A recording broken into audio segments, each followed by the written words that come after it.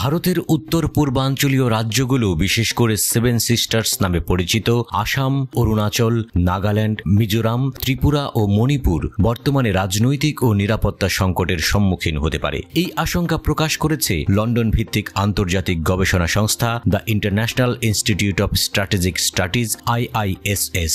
যুক্তরাজ্য ভিত্তিক সংস্থাটি মূলত বৈশ্বিক নিরাপত্তা, রাজনৈতিক ঝুঁকি ও সামরিক সংঘাত নিয়ে গবেষণা ও বিশ্লেষণ করে আসছে।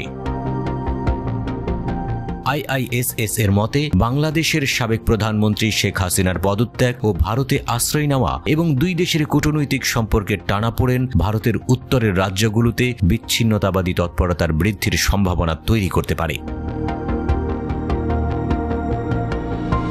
5 আগস্ট শেখ হাসিনার পদত্যাগের পর ভারতের সাথে বাংলাদেশের সম্পর্ক ব্যাপকভাবে উত্তপ্ত হয়েছে। শেখ হাসিনার বিরুদ্ধে বেশ কয়েকটি মামলা দায়ের করা হয়েছে, যার মধ্যে রয়েছে হত্যা ও দুর্নীতির অভিযোগ। যদিও ভারত সরকার শেখ হাসিনাকে আশ্রয় দিয়েছে, তবে এটি তাদের কূটনৈতিক সম্পর্কের জন্য একটি বড় চ্যালেঞ্জ হয়ে দাঁড়িয়েছে। ভারতের বন্ধুত্ব রক্ষার প্রচেষ্টার কারণে সম্পর্কের মধ্যে অস্থিরতা তৈরি হয়েছে, যা বৈশ্বিক স্তরে স্নায়ুযুদ্ধের মতো পরিস্থিতি সৃষ্টি করেছে। IISS বিশেষভাবে সতর্ক করেছে যে ভারতের উত্তর পূর্বাঞ্চলে বিচ্ছিন্নতাবাদী তৎপরতা বৃদ্ধি পেতে পারে। এই অঞ্চলের বিভিন্ন বিচ্ছিন্নতাবাদী গোষ্ঠীগুলো সুযোগ নিতে পারে। ভারতকে এই অপতৎপরতা মোকাবেলায় প্রস্তুতি নিতে বলা হয়েছে। এছাড়া IISS এর প্রস্তাবনা অনুযায়ী ভারতের কূটনৈতিক পদক্ষেপগুলির মধ্যে অন্যতম হল বাংলাদেশের নতুন সরকারের সাথে সম্পর্ক উন্নয়নের জন্য কৌশলী পদক্ষেপ গ্রহণ করা, ভারতকে তার সীমান্ত এলাকাগুলোতে নিরাপত্তা বৃদ্ধি করতে এবং বিচ্ছিন্নতাবাদী তৎপরতার বিরুদ্ধে কঠোর পদক্ষেপ নিতে হবে।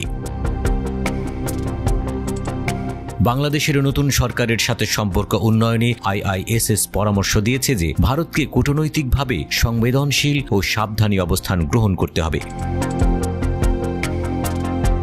International institute of strategic studies বলছে, শুধু বাংলাদেশ নয়, বন্ধুত্বের খাতিরে শেখ হাসিনাকে আশ্রয় দিয়ে স্বস্তিতে নেই ভারতও। নয়াদিল্লির এই দোটানা অবস্থা চোখ এড়ায়নি লন্ডন ভিত্তিক এই গবেষণা প্রতিষ্ঠানের। জনমতের বিরুদ্ধে শক্ত অবস্থান নিয়ে নিজ দেশের বিপুল জনগোষ্ঠীর কাছে চরম অজনপ্রিয় নেতায় পরিণত হওয়া শেখ হাসিনার পক্ষ নেয় বাংলাদেশের অন্তর্বর্তী সরকারের সাথে সম্পর্ক উন্নয়নের ক্ষেত্রে চ্যালেঞ্জের মুখে পড়বে ভারত।